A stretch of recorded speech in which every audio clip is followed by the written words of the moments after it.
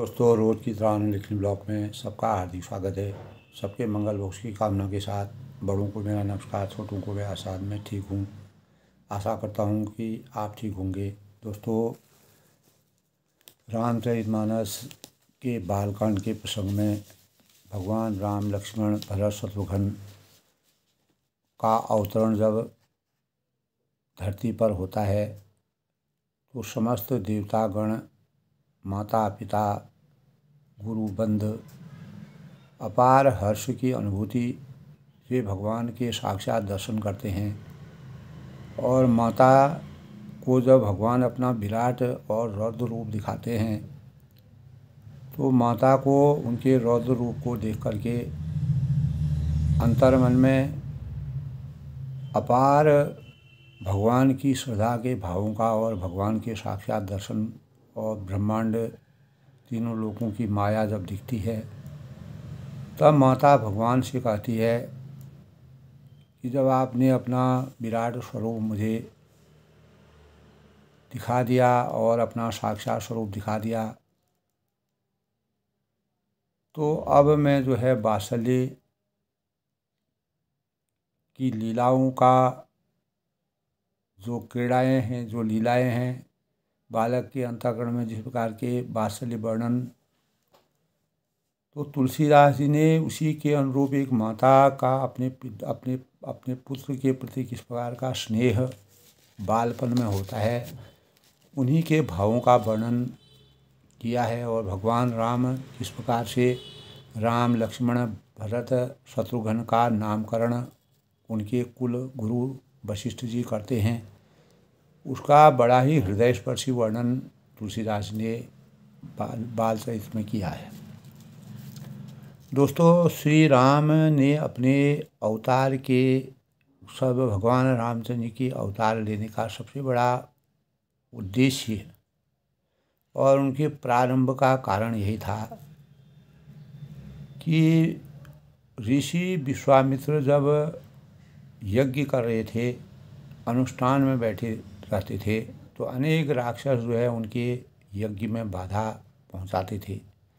तो मर्यादा पुरुषोत्तम भगवान राम जी विष्णु के अवतार थे, तो वह यज्ञ की रक्षा करने के लिए उन्होंने संकल्प लिया कि किसी न किसी रूप से इस विघ्न बाधा को दूर करने के लिए, राक्षसों के अहंकार और अत्याचार को समाप्त करने के लिए भगवान का अवतरण होने का सबसे मुख्य कारण यह भी बताया जाता है। दोस्तों, यानी मान सम्मान, ऋषियों के मान सम्मान को हमेशा के लिए सृजित रखने के लिए और गौतम मुनि की स्त्री जो अहिल्या थी उनके तारण के लिए, क्योंकि जब तक त्रेता में भगवान रामचंद्र का अवतरण नहीं होता, गौतम मुनि ने श्राप दिया था अपनी पत्नी को, तो भगवान राम का अवतरण होना अनिवार्य था। तब वह शिला जो है वह गौतम मुनि की पत्नी का, तो समय काल परिस्थिति के अनुसार उस समय जिस प्रकार के संकल्प होते थे, जो श्राप होते थे, जिस प्रकार ब्राह्मणों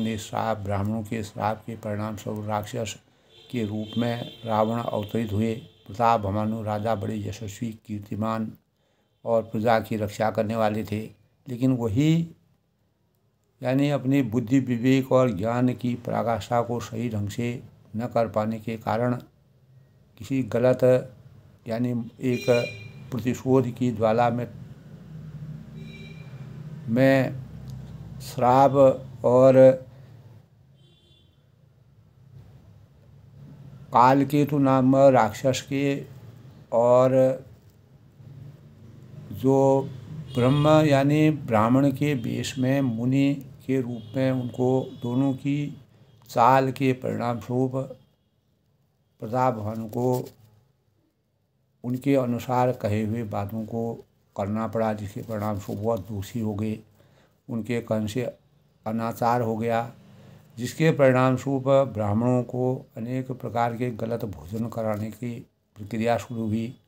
और जब प्रताप भानु उस भोजन को कराने लगे तो ब्राह्मणों आकाशवाणी हुई, तब ब्राह्मणों, तो भगवान की लीलाएं हैं, ब्राह्मण ने तब प्रताप भानु राजा को श्राप दिया। उसी के परिणाम स्वरूप रावण जो है अनेक बुद्धि विवेक ज्ञान के परिणाम स्वरूप भी उसका अंतःकरण बदला नहीं, हृदय परिवर्तन नहीं हुआ। वह भगवान रामचंद्र से हमेशा बैर भाव पेश करता है, बैर भाव से वह अपना चरित्र दिखाया उसने। तो श्री रामचंद्र जी की मूर्ति पर दोस्तों भगवान विष्णु के 10 अवतार देखने को मिलते हैं। और यह 10 अवतार मत्स्य है और कूर्म है, वराह है, नरसिंह है, वामन है, परशुराम है, राम, कृष्ण, बुद्ध और अंत में कल्कि। ये विष्णु के अवतार के रूप में विष्णु भगवान के स्वरूप में दिखते हैं।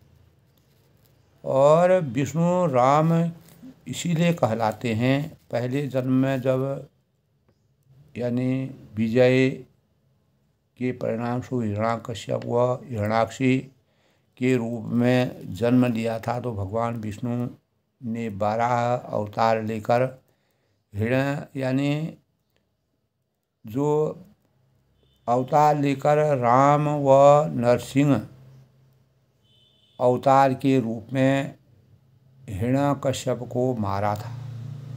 और इनका वध करने के लिए भगवान को विष्णु का अवतार लेना पड़ा।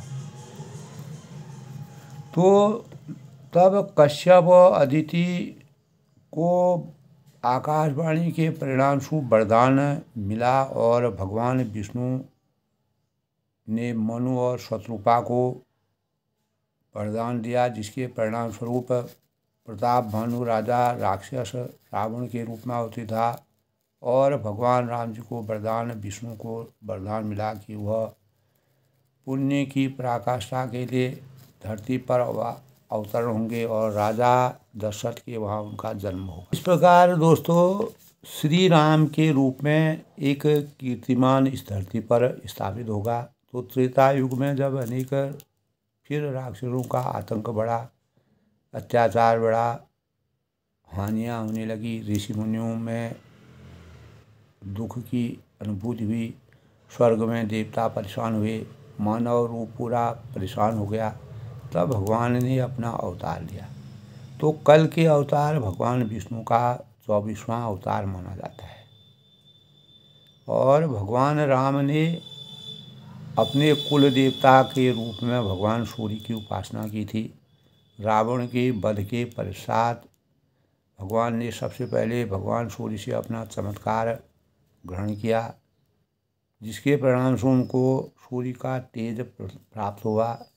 इसीलिए भगवान को मर्यादा पुरुषोत्तम के रूप में रघुकुल के वंशज राघव रामलला विष्णु के 7वें अवतार के रूप में राम अवतरित हुए। राम, लक्ष्मण, भरत और शत्रुघ्न। विष्णु का खास तौर से हिंदू धर्म में देवताओं में विष्णु भगवान की का महत्व है। इसीलिए राम मर्यादा के पूर्ण मानक माने गए हैं। और जब जब धरती में हानि होती है, ऋषि मुनि परेशान होते हैं, मनुष्य परेशान होते हैं, देवताओं में दुख व्याप्त हो जाता है, तब भगवान ने अवतार लेकर के राजा दशरथ के वहाँ 14 साल का वनवास लेकर के, और इस प्रकार विष्णु के रूप में, विष्णु के स्वरूप में भगवान राम की को बाल लीला, जब माता को वो बाल लीला दिखाते हैं तो माता पुनि बोली सोमय तोली तदौता दे रूपा की जय शिलुलीला अति प्रियशिला यह चरित परम अनुपा। तो मन संतोषी सबह की जहाँ तहाँ देख आशीष सकल तनय चिर जीवहि तुलसीदास के। तो राजा ने सबके मन को संतुष्ट किया। जब भगवान राम, लक्ष्मण, भरत, शत्रुघ्न 4 पुत्र वरदान के स्वरूप जब भगवान प्रसन्न हुए, अदिति और उनके वरदान के परिणाम स्वरूप जब भगवान राम का अवतरण हुआ, तो कश्यप और अदिति के यज्ञ के परिणाम स्वरूप और उनकी भक्ति से खुश होकर के भगवान ने आकाशवाणी की और दशरथ के वहाँ जन्म लेने के भावों का संचार किया। तो राजा ने सबके मन को, जब राम लखन भरत शत्रुघ्न अपनी इच्छा के अनुसार, राजा की इच्छा के अनुसार भगवान का अवतरण हुआ, तो सभी देवी देवताएं हैं, ऋषि मुनि हैं, सबका सम्मान किया, आदर किया, विधि विधान के साथ उनको दान दक्षिणा सब कुछ दी। जहाँ तहाँ भगवान के अवतरण पर शुभ भावों का संचार हुआ। और तुलसीदास के स्वामी सब पुत्र चारों राजकुमार चिरंजीवी और दीर्घायु हों, ऐसे भावों से सबने अपने भावों को प्रकट किया। और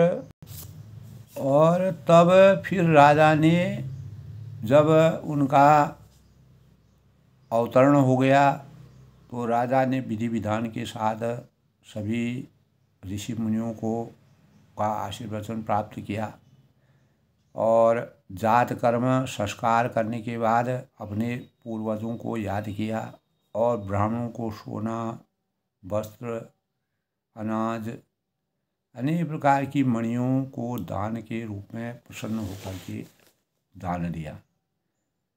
तब ध्वजा, पताका और तोरणों से पूरा नगर आच्छादित हो गया। जिस प्रकार से वह सजाया गया उसका जो वर्णन ही तुलसीदास जी करने में असमर्थ हैं। आकाश से फूलों की वर्षा हो रही थी, भगवान राम का अवतरण हो रहा था, सब लोग ब्रह्मानंद में मगन हो गए, आनंद की अनुभूति हो गई। और स्त्रियां झुंड के झुंड मिलकर चलीं और स्वाभाविक श्रृंगार किए हुए उड़ दौड़ी और सोने का कलश लेकर थालों में मंगल दिव्यों को भर करके अनेक प्रकार के यानी सगुन की चीज़ों को लेकर के राज दरबार में वह प्रवेश करती हैं। आरती करके निछावर भगवान का करती हैं और बार बार भगवान राम जी के चरणों पर गिरती हैं, उनको याद करती हैं, स्मरण करती हैं। माता अपार हर्ष की अनुभूति करती है। मागध, सूत, बंदीजन और गवैये रघुकुल के स्वामी पवित्र गुणों का गान करते हैं। और सर्व यानी राजा ने सब किसी को भरपूर दान दिया। जिसने पाया उसने भी नहीं रखा, लुटा लिया।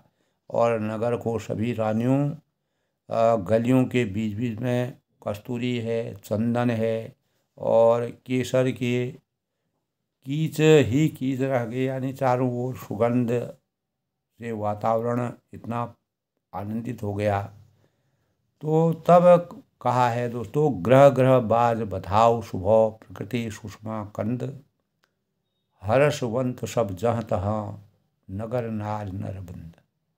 यानी जब भगवान का अवतरण होता है, राम लखन भरत शत्रुघ्न, पायस खीर जब माताओं ने ग्रहण किया, वह गर्भवती हुई, उसके परिणाम स्वरूप भगवान का अवतरण होता है। भगवान ने इस प्रकार की लीला की तो घर घर मंगलमयी बधावा बजने लगा, क्योंकि शोभा के मूल भगवान प्रकट हुए हैं और नगर के स्त्री पुरुषों के झुंड जहाँ तहाँ आनंद मग्न हो। तो केकई और सुमित्रा, इन दोनों भी सुंदर पुत्रों को उन्होंने भी जन्म दिया, भरत और शत्रुघ्न को। उस सुख और संपत्ति, समय और समाज का वर्णन सरस्वती और सर्पों के राजा से जी भी नहीं कर सकते। तो अवधपुरी सोई भांति, तब कहा है, अवधपुरी सोई भांति, प्रभु मिलन आई जनु राती, देख भान जनु मन सकुचानी, तदपि बनी संध्या अनुमानी। तो अवधपुरी इस प्रकार से आच्छादित हो गई, इस प्रकार से सुशोभित हो गई, मानो रात्रि प्रभु से मिलने आई हो। मतलब रात्रि में भी जो है दिन का जैसा ऐसा लगा, भगवान की आराधना चारों तरफ दिखाई देने लगी और वातावरण पूरा पुष्पित हो गया। और सूर्य को देखकर मानो मन में संकोच हो गया, परंतु फिर भी मन में विचार कर मानो संध्या बनकर कह रहे हैं। तो तो घर घर जो है मंगलमयी बढ़ावा बजने लगा, क्योंकि शोभा के मूल भगवान प्रकट हुए हैं। और नगर के स्त्री पुरुष झुंड के झुंड जहाँ तहाँ आनंदमग्न हो गए। ग्रह ग्रह बाज बधाव शुभव प्रकृति सुषमा कंद, हर्षवंत सब जहाँ तहाँ नगर नारी नरबंद। तो केकई और सुमित्रा इन दोनों ने भी सुंदर पुत्रों को जन्म दिया। उस सुख और संपत्ति, समय और समाज का वर्णन सरस्वती और सर्पों के राजा शेष जी भी करने में असमर्थ है। तुलसीदास ने इस प्रकार का वर्णन किया है। उस परिवेश का, उस आनंदमय जीवन का, उस वातावरण का तो अवधपुरी इस प्रकार सुशोभित होगी, आच्छादित होगी कि मानो रात्रि प्रभु से मिलने आई हो। और सूर्य को देखकर मानो मन में संकोच हो गया हो, परंतु फिर भी मन में विचार कर मानो संध्या बनकर रह गई हो। तो अगर कि धूप का बहुत सा धुआं, मानो जो अगरबत्ती हम जलाते हैं उसके धूप का जो धुआं था वह संध्या का अंधकार, और जो अबीर उड़ रहा था और वह उसकी ललाई है। तो महलों में जो मणियों के समूह हैं वे मानो तारागण हैं, और राजमहल का जो कलश है वही मानो श्रेष्ठ चंद्रमा है। तो भवन वेद धुनि अति मधुबानी, जनु खग मुखर समय जनुसानी, कौतुक देख पतंग भुलाना, एक मास थी जात न जाना। तो राजभवन में जो अति कोमल वाणी से वेद ध्वनि हो रही है, अनेक प्रकार के जो ऋषि हैं, मुनि हैं, ब्राह्मण हैं, देवता हैं, सब वेद ध्वनि का उच्चारण कर रहे हैं। समय के अनुकूल सनी हुई पक्षियों की चहचहाट, और कौतुक को देखकर सूर्य भी अपनी चाल भूल गई। ऐसा हृदय स्पर्शी वर्णन तुलसीदास ने किया है। एक महीना उन्होंने जाता हुआ जाना तो उनको कुछ पता ही नहीं चला। तो मास दिवस कर दिवस भा मरम न जाने कोई, रथ समेत रवि था वो निशा पवन विधि हो। तब एक महीना जो नाम स्वरूप एक महीना एक दिन के समान लगता है, और जो महीने भर का दिन यानी महीने भर का एक दिन लगता है। इस रहस्य, इन भावों को, इस रहस्य को, इस सुंदर और रहस्यमय समय को कोई नहीं जानता है। तो समय की गति भगवान के अधीन होती है। भगवान समय को जिस प्रकार से निर्धारित करते हैं, समय का चक्रव्यूह जिस प्रकार चलता है उसी प्रकार का इस वातावरण में परिवेश भी बन जाता है। सूर्य अपने रथ सहित वहीं पर रुक गए, और फिर रात किस तरह होती, तो रात होने का नाम ही नहीं, यानी रात दिन सब समान रूप में परिवर्तित हो गई। तो इस प्रकार यह रहस्य किसी ने भी नहीं जाना, किसी को पता नहीं जाना। सूर्यदेव भगवान रामचंद्र जी का गुणगान करते हुए चले गए, और यह महोत्सव देखकर देवता मुनि और नाग सब भाग्य को सराहना करते हुए अपने अपने साक्षात रूप में भगवान के दर्शन करते हैं। तब भगवान शिव पार्वती से कहते हैं कि तुम्हारी बुद्धि श्री राम जी के चरणों में अपार यानी दृढ़ता तुम्हारी बुद्धि के अंदर भगवान रामचंद्र जी के अंदर है। इसीलिए मैं और भी अगली, और अब तुम्हारे लिए मैंने जो कुछ भगवान के बारे में छुपाया था वह भी बात तुमको बताता हूँ, इस रहस्य को बताता हूँ। काकभूषणी और मैं दोनों वहाँ साथ साथ गए थे परमात्मा के दर्शन करने। मनुष्य रूप में होने के परिणाम स्वरूप हमको कोई पहचान नहीं सकी, कोई नहीं जान पाए हमको। तो परम आनंद और प्रेम के सुख फूले हुए हम दोनों मगन मन से मस्त होकर अनेक गलियों में तन मन की सुधि भूले हुए फिरते रहे। परंतु यह शुभ चरित्र वही जान सकता है जिस पर परमात्मा की असीम कृपा हो, जो परमात्मा का के नज़दीक में रहता हो, जिसमें भक्ति के भावों का संचार हो। तो तेई अवसर जो जही विधि आवा, दीन भूप जो जही मन भावा, गज रथ तुरग हेम गो हीरा, दीने नृप नाना विधि चीरा।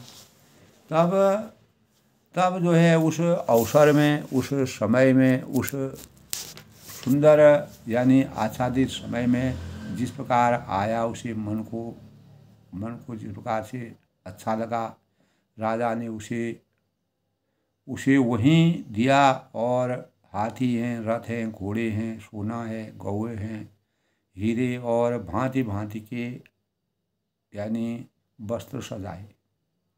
तो मन संतोषी सबन के जहाँ तहाँ दे आशीष, सकल तनय चिर जीव हूँ तुलसीदास की। तब राजा ने सबके मन को संतुष्ट किया, आसक्त किया। इसी से सब लोग जहाँ तहाँ आशीर्वाद का वातावरण बना है, भगवान का उदय हुआ है, भगवान का अवतरण हुआ है। तुलसीदास जी के स्वामी सब पुत्र चारों, राम, लक्ष्मण, भरत, शत्रुघ्न, चिरंजीवी और दीर्घायु हैं। इसीलिए मर्यादा पुरुषोत्तम भगवान रामचंद्र जी को मर्यादा के मानक कहा गया है। विष्णु भगवान के रूप में जब 7वें अवतार के रूप में भगवान का अवतरण हुआ, विष्णु भगवान का, तो इसी के परिणाम स्वरूप दोस्तों आज के शुभ पंचांग के भावों की बात करते हैं। तो आज दोस्तों,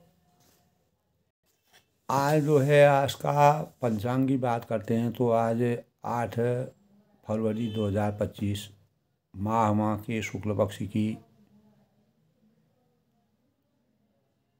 एकादशी तिथि आज है और चंद्रमा आज दोस्तों यानी आज शनिवार का दिन है। मृगशीर्षा नक्षत्र है। चंद्रमा आज मिथुन राशि में प्रवेश करेंगे। विक्रम संवत 2081, शक संवत 1946, क्रोधी नाम संवत्सर, सूर्य उत्तरायण में। दशमी तिथि आज 9:26, उसके पश्चात एकादशी तिथि का शुभारंभ हो गया है। और फरवरी सायं 9:26 से 8 फरवरी यानी को 8:45 पर एकादशी भी समाप्त हो जाएगी। आज के शुभ मुहूर्त की बात करें तो अभिजीत मुहूर्त 12:18 से 1:03 तक। अमृतकाल आज 9:30 से 4:03 तक। ब्रह्म मुहूर्त 5:30 से 6:18 तक। आज का सूर्योदय राहु काल 9:41 से 11:03 तक प्रातः। इस दौरान किसी भी शुभ कार्य को करना वर्जित माना गया है। सूर्योदय आज दोस्तों 6:56 तक होगा और सूर्यास्त 5:55 तक।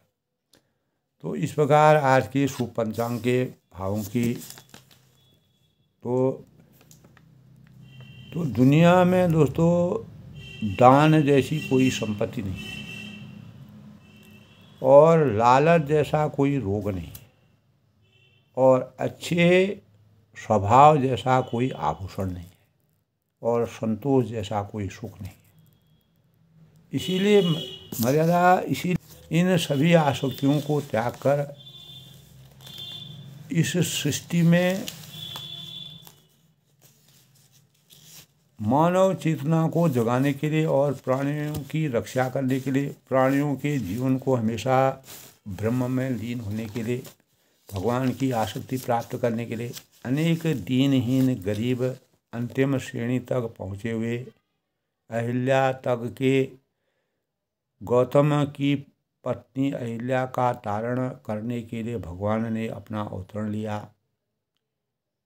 और क्योंकि गौतम ऋषि का इस प्रकार का श्राप था, जब तक भगवान अवतरित नहीं होंगे तब तक यानी आपका तारण नहीं हो सकता, आप मोक्ष की प्राप्ति कर सकते हैं।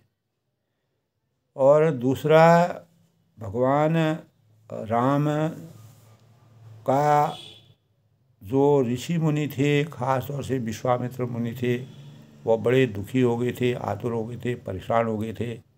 अनेक प्रकार के खर हैं, दूषण हैं और राक्षस उनको जो है अनेक प्रकार से प्रताड़ित कर रहे थे, उनके यज्ञ में बाधा डाल रहे थे, धर्म की हानि हो रही थी, अधर्म की वृद्धि हो रही थी। तब भगवान को अवतरण लेना अनिवार्य हो गया। और राजा दशरथ के कुल का मान सम्मान बढ़ाना था, कुल की रक्षा करनी थी, सूर्य कुल यानी रघुकुल रीत सदा चले आई, प्राण जाए पर वचन जाए। रघुकुल की मर्यादा को हमेशा के लिए सिरोधार्य रखते हुए भगवान ने उस कुल की रक्षा करने के लिए भी अपना अवतरण दिया। तो भगवान रामचंद्र जी के बाल चरित्र से ही उनके जीवन के अनेक ऐसे गुणों से मानव चेतना को के अंतःकरण में जागृति और दया, प्रेम और करुणा के भावों का उदय होता है, जो हमारे जीवन के लिए, मानव जीवन के लिए हमेशा के लिए धर्म की नीति, मर्यादा, सांस्कारिक जीवन के लिए एक प्रेरणा के स्रोत के रूप में अवतरित होते हैं। तो आज दोस्तों शनिवार का दिन है। आज शनि और हनुमान की पूजा करने के भाव होते हैं। शनि जो है वह न्याय के देवता माने गए हैं और कलयुग के अवतारी देवता के रूप में शनि और हनुमान माने गए हैं। हनुमान जी और शनि का आज पूजन करना शुभ माना गया है और शनिवार को कोई भी शुभ कार्य करना वर्जित है। भगवान शनि को तेल और अर्पण करना चाहिए, सरसों का तेल। पीपल के पेड़ में भगवान की का वास है ऐसा माना गया है और शनि भगवान को तेल चढ़ाने का रहस्य है। भगवान शिव जब शनि को क्रोध आ जाने के बाद शनि को उन्होंने घात कर दिया था, तब हनुमान जी ने उनकी रक्षा की और शनि को तेल से उनका उपचार किया गया। इसीलिए शनि को जितना हम तेल चढ़ाते हैं उतना हमारे रोग, शोक, दुख, दारिद्र दूर होते हैं। तो शनिवार न्याय के रूप में, सूर्य पुत्र के रूप में शनिदेव की पूजा की जाती है और कलयुग के न्यायकारी देवता माने गए हैं। शनि जिस पर रुष्ट हो जाते हैं वह अनेक प्रकार के व्याधियों से, कष्टों से और अन्याय अगर कोई करता है तो अन्याय करने से शनि जो है क्रोधित हो जाते हैं। वो अपने जीवन में हमेशा परेशान रहता है और अनेक प्रकार के रोगग्रस्त रहता है, शोकग्रस्त रहता है। सब कुछ होने पर भी सुख भोग नहीं कर सकता है। ये शनिवार शनिदेव का श्राप होता है। तो इसीलिए शनिवार के दिन अपने से बड़ों का सेवा करनी चाहिए और उनको भोजन कराना चाहिए। जो असहाय है, दीन बंधु हैं, गरीब हैं, ज़रूरतमंद लोग हैं, उनकी सेवा शुश्रूषा करना शनिदेव का परम लक्ष्य है। भैरव देवता की भी पूजा करना, शनि देवता के साथ भैरव देवता भी रहते हैं, इसीलिए भैरव देवता की पूजा से भी शनि प्रसन्न होते हैं। शनिवार की प्रकृति दारुण मानी गई। यह भगवान यानी भैरव और शनि का दिन शनिवार माना जाता है। इस दिन हनुमान चालीसा का पाठ करना, शनि पाठ करना शुभ माना जाता है। शनिवार को विधि विधान के साथ पूजा करना, काली वस्तुओं को दान करना और तिल का दान करना और तेल का दान करना, ओम शम शनिश्चाय नमः का 108 बार जाप करना समस्त मुसीबतों के निवारण का कारण बताया गया है। शनि को दीनहीन, कमज़ोर, असहाय और कभी भी ऐसे लोगों की सेवा करने से शनि खुश होते हैं और इस दिन खिचड़ी का सेवन करना शुभ माना जाता है। हमें सकारात्मक ऊर्जा हमारे जीवन में आती है ऐसा कहा गया। शनिवार को लोहा और फर्नीचर है, मशीनरी का सामान है, तेल है और नमक है और इन चीज़ों को खरीदना वर्जित माना गया है। इसीलिए इस दिन खिचड़ी का भोजन करना चाहिए और खिचड़ी लोगों को दान पुण्य के रूप में खिचड़ी खिलानी चाहिए। शनिदेव कर्म फलदाता माने गए हैं। जो जस करें तस फल भागा शाखा, विश्व प्रधान प्रभु रचि राखा। तो कर्मों को दंड, जैसे हम कर्म करेंगे वैसे फल देगा भगवान। तो शनिदेव जो है न्याय के देवता माने गए। शनि को प्रसन्न करने के लिए अनेक प्रकार के से हम यज्ञ और सरसों और तिल का तेल और तिल और सरसों का दीपक जलाना चाहिए। काल भैरव का पूजन करना चाहिए। किसी प्रकार की तामसिक चीज़ों का सेवन शनिवार को मना ही है। शनि के दिन पीपल के पेड़ की परिक्रमा करना शुभ माना गया है। भगवान शनि का वास पीपल के पेड़ में उनके पैरों की पूजा करना ज़्यादा शुभ माना गया है। काला कपड़ा, लोहे का सामान इस दिन खरीदना वर्जित माना गया है। व्यावसायिक दृष्टि से शनि जो है हमारे जीवन में लोहे के व्यापार, जिनका शनि उच्च का होता है तो उनको लोहे का व्यापार करना शुभ माना गया है। शनिवार को काले और गहरे नीले कपड़े पहनना शुभ माना गया है। और शनि की साढ़े साती प्रत्येक मानव के जीवन में 3 बार आती है।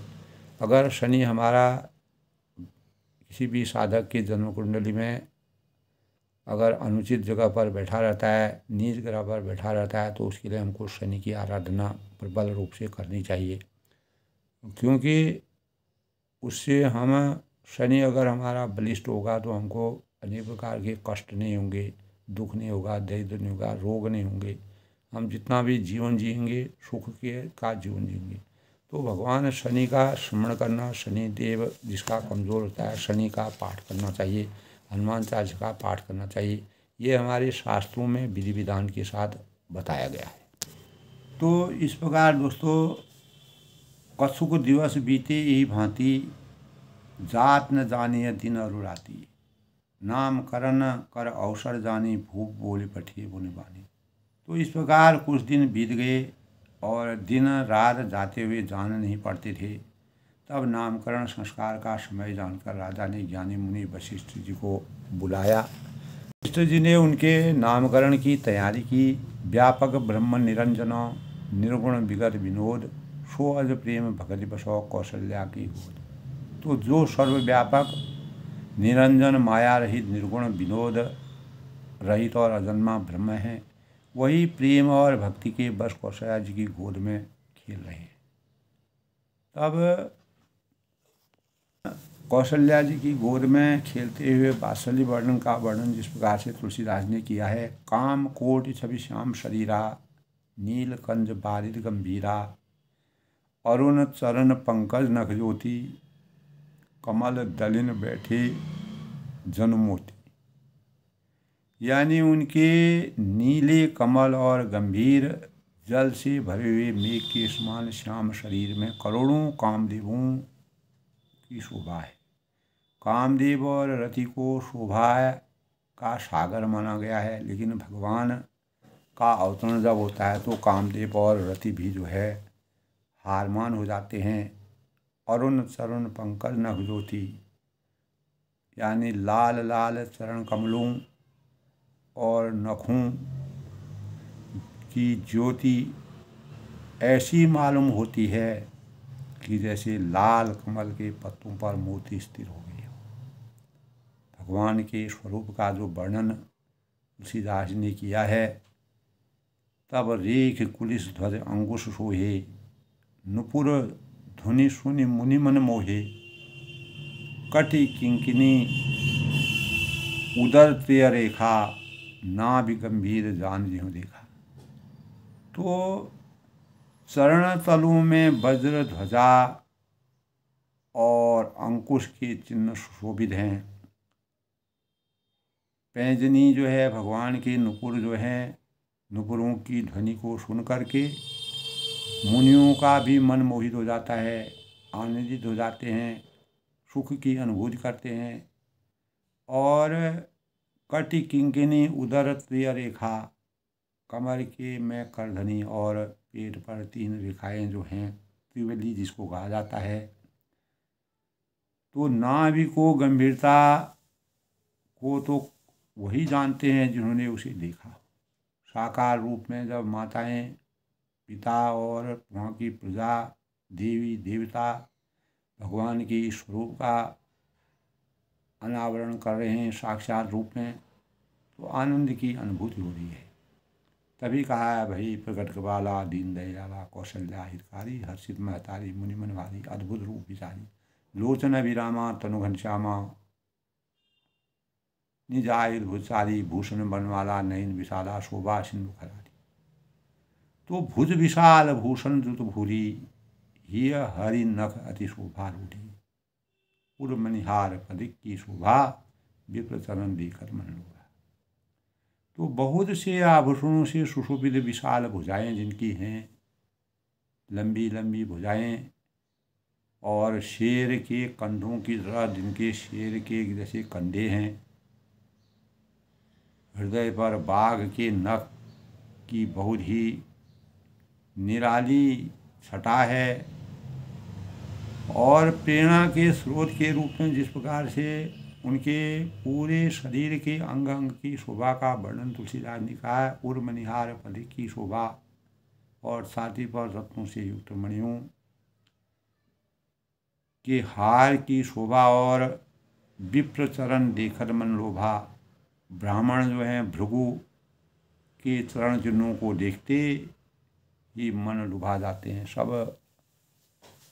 सबको लोभ आ जाता है, सब भगवान के आनंद की अनुभूति लेते हैं और शोभा की इस आभा का वर्णन करते हैं, आनंद और सुख से परिपूर्णित हो जाते हैं। कंबुकंठ अति चिंबुक सुहाई आनंद अमित मदन छवि छाई दुई दुई दशन अधर अरु नारे नासा तिलक को भरने पाए। तो कंठ भगवान के पूरे स्वरूप का वर्णन जैसे तुलसीदास ने किया है, कंठ शंख के समान है, उतार चढ़ाव वाला 3 रेखाओं से सुशोभित है, और ठुड्डी जो है वह बहुत ही सुंदर और शोभायमान है। मुख पर असंख्य कामदेवों की छटा का वर्णन है। तो दो सुंदर दतुलियाँ यानी दांत की जो आकृति है वह लाल लाल होंठ जिनके हैं उनके बीच में सफ़ेद दांत इस प्रकार से सुशोभित हैं। तो नासिका और तिलक का जो वर्णन है कौन कर सकता है। बहुब्री स्मा यानी भगवान के का इस प्रकार से वर्णन किया है तुलसीदास जी ने। सुंदर सुवन सुचार कपोला अति प्रिय मधुर तोत्रे बोला चिक्कन कच कुंचित गभुआरे बहु प्रकार रुचिमान सुमारे। तो सुंदर कान और बहुत से सुंदर बाल गाल जिनके हैं, मधुर तोतले शब्द बहुत ही प्यारे लगते हैं। जन्म के समय से ही रखे हुए चिकने और घुंघराले बाल भगवान के, जिनको माता ने बहुत प्रकार से बनाकर संवार कर दिया है। पीत झुगुलिया तनु परियाई जान पान बिरसहि मुहि भाई रूप सकई नहीं कही सुत सेवा सो जान्यो सपने जो देखा। तो शरीर पर पीली झुगली पहनाई गई है, भगवान के स्वरूप को बाल लीला का वर्णन है। उनकी घुटनों और हाथों में बल चलना यानी हाथों के बल जब वह चल रहे हैं, पैर और हाथों के बल पर जो चल रहे हैं, बहुत ही प्यारा लग रहा है। वात्सल्य वर्णन का जो वर्णन एक बालक के भगवान रूप में अवतीर्त बालक के चरित्र को जो देख रहे हैं, जो बाल लीला को का अनावरण कर रहे हैं, अवलोकन कर रहे हैं। तो रूप सकई नहीं कही सुत शेषा, उनके रूप का वर्णन वेद और शेष जी भी नहीं कर सकते, उसे वही जानता है। सो जाने सपने में जो देखा, जिन्हें उनको कभी स्वप्न में भी उनको नहीं देखा। अगर उनके साक्षात वर्णन का वर्णन, तो आज भी दोस्तों रामलीला का दर्शन करते हैं, रामलीला करते हैं, भगवान के पूरे स्वरूप को दिखाते हैं कलयुग में भी। तो त्रेता युग की बातें जब हम कलयुग में साक्षात रूप में देखते हैं, हमारे चिंतन में मर्यादा पुरुषोत्तम भगवान राम जी के वास्तविक स्वरूप का वर्णन होता है। इसीलिए हमारे जीवन को साकार बनाने के लिए, चेतना को जागरण करने के लिए भगवान के आशीर्वाद को करके हम रामचरितमानस का पठन पाठन करते हैं, ज्ञान की अनुभूति से अपने जीवन को सिंचित करते हैं और मानव चेतना में अपार भावों का संचार होता है। सुख संदो मोह परो ज्ञान गिरा गौतीत, दंपति परम प्रेम बसो कर शिशु चरित पुनि। तो तुलसीदास जी ने जिस प्रकार से मर्यादा पुरुषोत्तम भगवान राम जी के बाल चरित्र का वर्णन किया है, वात्सल्य का वर्णन किया है, वो अभूतपूर्व है, अलौकिक है। जो सुख के पुंज और मोह से परे तथा ज्ञान वाणी और इंद्रियों के अतीत हैं, वे भगवान दशरथ कौशल्या के अत्यंत प्रेम के वश में होकर पवित्र बाल लीला कर रहे हैं। तो अपनी बाल लीला का वर्णन कर रहे हैं। चारों भाई भगवान राम सबसे बड़े होने के नाते विष्णु के 7वें अवतार के रूप में जब वह भगवान राम के रूप में अवतीर्ण हुए तो इस धरती का कायाकल्प हो गया। धरती जो है पुनर्जीवित हो गई और जो राक्षसों द्वारा किए गए अत्याचार थे और मुनियों ऋषि मुनियों की भक्ति में यज्ञ में बाधाएं थीं और मानव जो है बिखरने लग गया था, मानवता बिखरने लगी थी, तब ऐसे अवसर पर भगवान ने त्रेता में जन्म लेकर के जहाँ एक और दशरथ राजा के चौथेपन में संतान की प्राप्ति के रूप में उन्होंने अपार सुख की अनुभूति की, वहीं दूसरी ओर इस पृथ्वीमंडल के से दुखी व्यक्तियों के दुख को हमेशा के लिए समाप्त किया। तो रामचरितमानस के पाठन से दोस्तों हमें इस बात का ज्ञान होता है कि अगर इस संसार में इस धरती पर भगवान का अवतरण नहीं होता तो मानवता की वास्तविक संरचना नहीं हो पाती। लोगों के अंतःकरण में इस प्रकार की आसक्ति होती है कि लोग अक्सर पूछते हैं कि परमात्मा कहाँ है। हम अपने आत्मा के बारे में भी जानना चाहते हैं। विज्ञान की ने आज बहुत, अगर देखा जाए तो आज के युग की बात हम बात करें वर्तमान की, तो विज्ञान ने बहुत तरक्की की है। जहाँ हमारे पास बाहरी अंतरिक्ष का पता लगाने के लिए शक्तिशाली अनेक प्रकार के उपकरण हैं, तो सच तो दोस्तों यह है कि सृष्टिकर्ता अभी तक बाहरी भौतिक ब्रह्मांड में नहीं मिले हैं। अगर आज के परिवेश की बात करते हैं तो यही बात हमारे संत और महापुरुष सदियों से कह रहे हैं कि वास्तव में परमात्मा हमारे भीतर में है, उनको जगाना है, अपनी शक्तियों को साकार करना है। उसमें ऋषि मुनि थे, ज्ञानी थे, ध्यान साधना में लोग भगवान का अवतरण करने में समर्थवान हो जाते थे। तो आध्यात्म की प्रगाढ़ता के परिणाम स्वरूप ध्यान अभ्यास के जरिए परमात्मा को अपने भीतर पाया जाता है। तो ध्यान अभ्यास यह दोस्तों लोग इसे केवल शरीर और दिमाग को आराम देने का एक तरीका मानते हैं, लेकिन संतों ने, महापुरुषों ने, ऋषियों ने, मुनियों ने के लिए जो सुधीजन है, ध्यान अभ्यास परमात्मा को अपने भीतर खोजने का तरीका बताते हैं और उनके माध्यम से ही इस सवाल का भी जवाब हम पाते हैं कि मृत्यु के पश्चात हमारे साथ क्या होता है और क्या इस भौतिक जीवन के बाद भी जीवन है। सभी संतों ने मानव शरीर को हरि मंदिर कहा है जिसमें सृष्टिकर्ता रहते हैं, क्योंकि आत्मा परमात्मा का अंश, ईश्वर अंश, जीव अविनाशी। इसीलिए प्रत्येक जीव के भीतर परमात्मा मौजूद है। ध्यान, मंथन, आचरण, चारित्रिक संगठन और साधना, योग, ध्यान आध्यात्म करने से हम अपने अंदर के परमात्मा को खोज सकते हैं। तो ध्यान अभ्यास सरल है। हम केवल बैठने के लिए एक शांत और आरामदायक जगह ढूंढते हैं जहाँ हमारा मन और शरीर स्थिर रहे, और जिसके परिणाम स्वरूप हम अपनी आंखें बंद करें और भीतर देखें तो क्या दिखाई देता है।